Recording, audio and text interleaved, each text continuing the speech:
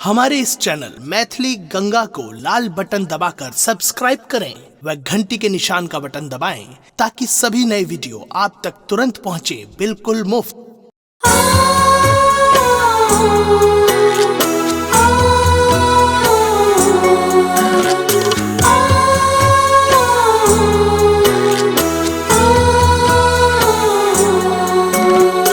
अपने सुन रही थी गंगा कैसेट की प्रस्तुति।